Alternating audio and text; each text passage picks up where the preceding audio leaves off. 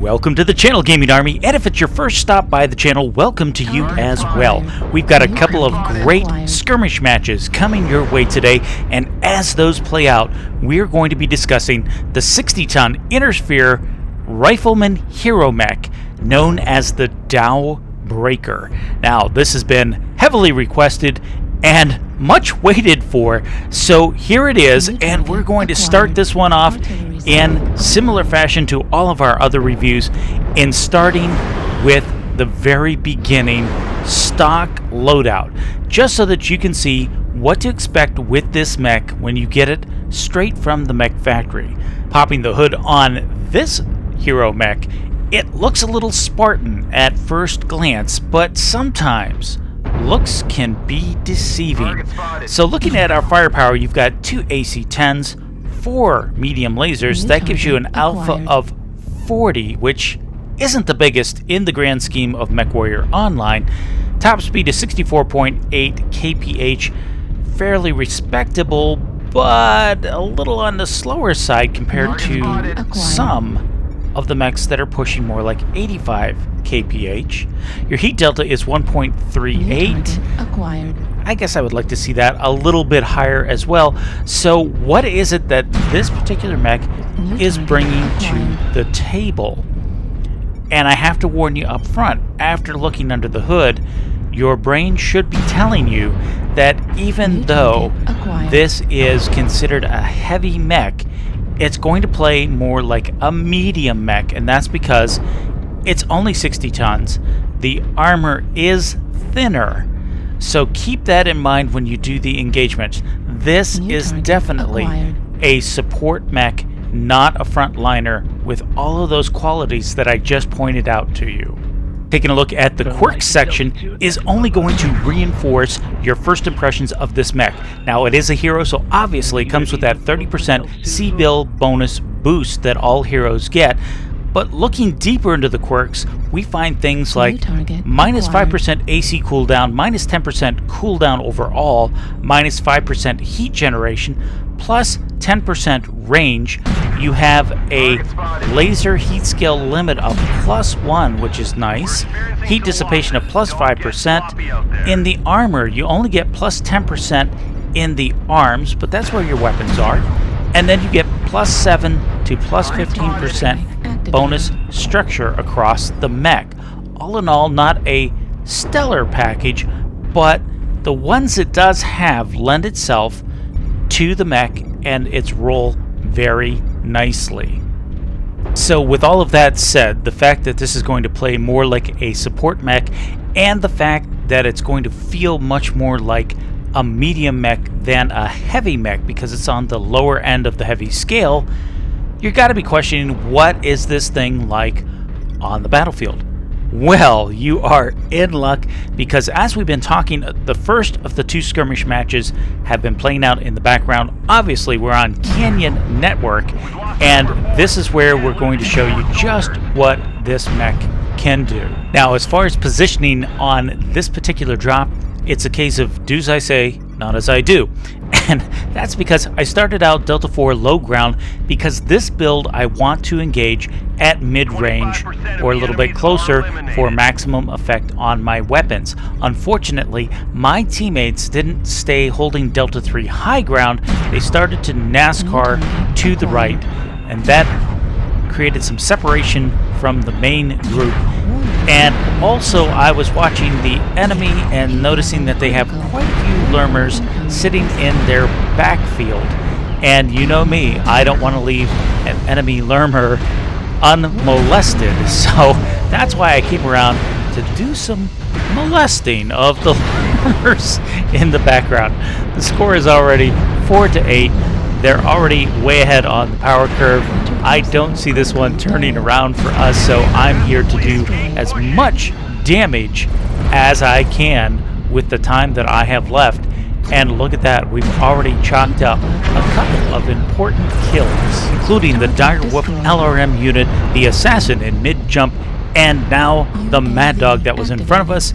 But I think my luck is going to run out as I try for kill number 4 on the Arctic Cheetah, because my CT was one touch, and sure enough, down I go. Score is 7-10.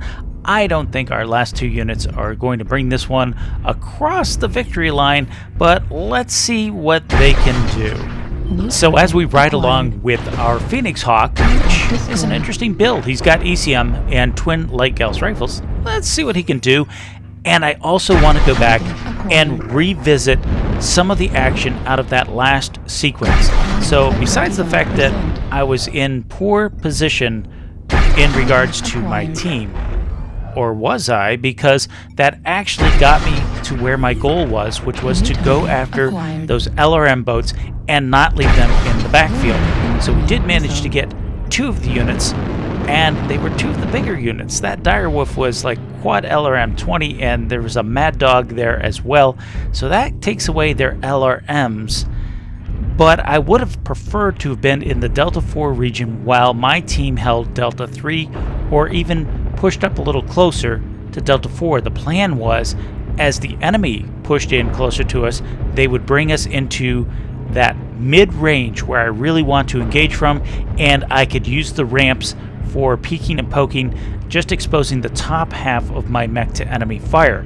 That plan didn't play out, just like any plan upon first contact with the enemy, but it was fairly effective. The other thing that you should really pay attention to is you notice the tactical shutdowns. So while I was dishing out my damage, the heat scale just kept going up and up. So be aware of that on this mech, that as you get into prolonged firefights, you really need to be aware of your heat scale. Definitely want to stagger your weapons. Be careful of too many alphas in a row, because that's going to trigger either the shutdown or start burning through your internals, whichever comes first, depending on your override. So keep those in mind when you play this mech. And as we've been watching our Phoenix Hawk, he's been getting in some cheeky shots. He's moving kind of slow, and that's because of his weapons loadout. Left leg is open, left rear torso is open, so he's not in good shape. If he loses that leg, his mobility is all but gone, and if they get a shot through that left rear torso, I'm pretty sure his game's over. I'm sure he's running an XL engine with that build, and that will pop his mech. So now he is just doing some sneaky, cheeky stuff in the Echo 4 low ground, looking for the enemy, and oh, he has found them. They've come up behind him, and there goes that left torso that I mentioned. That's going to bring this drop to an end, but switching over to our end screen, we wound up with 3 kills, 8 components destroyed, 620 damage done. Moving on to our next drop. This one's another skirmish match, but this time we're on Forest Colony Classic. And while this one plays out in the background, let's continue our discussion on the 60-ton rifleman hero, the Dow Breaker. Now, our next stop on the tour has got to be a discussion about my loadout. And for those of you paying attention to the bottom right-hand portion of the screen, you're going to say, but Juan, your loadout looks like a stock loadout. And for that, you would be pretty much correct. So let's pop the hood on my mech and check out the stock loadout, confirming that, yes, indeed, it is pretty much a stock loadout. 2 AC-10 Ford medium lasers, 64.8 kph, 40 alpha, yada yada yada. It's all the same, and that's because I wanted to see exactly what a stock loadout in this particular mech could do once you had added skill points to the mech, which will give it some buffs, and added in the consumables as well. And the final analysis, at least in my opinion, is, well, it just works. And so I've been running this way with it and have been very, very successful with it. But that's not to say that you couldn't do changes on this mech. In fact, if you have a favorite build or suggestions that you want to share with the other members of the Sleepless Nights gaming army, please leave those in the comments below, because everybody is always looking for additional ideas of what to do. And speaking of ideas of what to do, there is a lot you could do with this mech. The ballistics on this one could be swapped out for range if you wanted to do something with AC2s. You could also try this build with racks. I'm a little hesitant to try that, and that's just because racks require a little more face time with the enemy to pump out the maximum amount of damage, and as you could see by looking at this mech in the loadout configuration, it doesn't have a lot of front armor, and that would be my major concern with using racks on this build. But if you have tried that, please let us know how you've made out. We're all curious to know before we go charging in blindly to try racks on our dowel breakers or riflemen. Keep in mind, you could also try an inverse build on this one and go with something like large lasers or ER large lasers and downplay the ballistics on this mech. There's lots to do with it and lots to play with. And one of the things that I really like about this mech is where your weapon mounts are. If you've been watching the gameplay, you'll see that everything is up high, almost at cockpit level, which means you don't have to expose your entire mech to bring your weapons to bear, just the top half. So you can use terrain for cover like you can with several other mechs, and that's one of the things that I really like about this mech. Now, getting back into the action on this drop, so far it looks like my teammates have spread out and formed a nice firing line as the enemy tried to push through the water, and we've been able to pick them off one by one. Our first kill was the Arctic Cheetah out in the water, and our second kill being the Warhammer 2C, who tried to push back onto the main ground. So we have 2 kills under our belt, and I'm following my Mad Dog friend into the center to see if we can get some sight on that Hellbringer. I had done some chip damage to him while he was peeking and poking,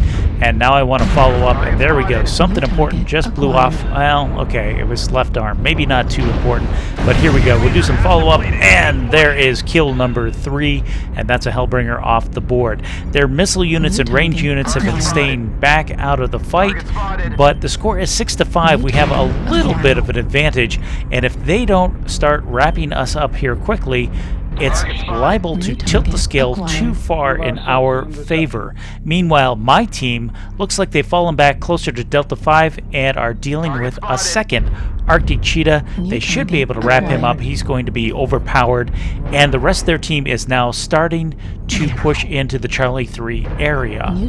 And while all of this is taking place, just a quick reminder, if you're enjoying the content, be sure to give it a big thumbs up down below. And if you've enjoyed all the content on the channel, why not consider taking it to the next level and becoming a member of the Sleepless Nights Gaming Army? That's right, hit the subscribe button, turn on that notification bell so that you don't miss out on great future content just like this. Now, the enemy is starting to push from Charlie 3 towards Charlie 4, but they're doing it almost in conga line fashion. So I'm fine exactly where I'm at. I'm getting damage on the units as they present themselves and cross that open area. I'm also able to hold blocks for the missile support. So I'm in a great position, and I would be kind of foolish to move out of this at this point. The bad news is I am bingo on AC-10 ammo, and we're going to have to wait to the end screen to see if I landed the majority of my shots and how that translates into damage done. But right now, this is a great position to be in as I'm leveraging my medium lasers, and now I can move in a little bit closer. It's 9-7. I've been trying to protect that left torso, which is open. Oh my goodness, and my front torso doesn't look good. Now it looks even worse because there is a stalker in front of me with lots and lots of laser vomit. There goes my right torso. Uh-oh, this could be the end. And I only have 2 medium lasers to fight back with. Oh my, look at all that firepower. Oh please, we're going to have to do some serious dancing on this one. Can we take yet another hit? Yes. Okay, we survived yet another one. We're keeping him busy so that my teammate can come and help me out and take the kill and get me out of the hot water that I was in. Holy cow.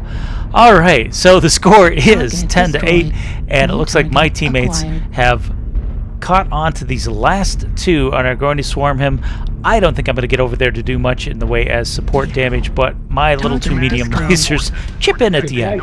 So switching over to the end screen on this one, we wind up with 3 kills, 8 assists, 629 damage done.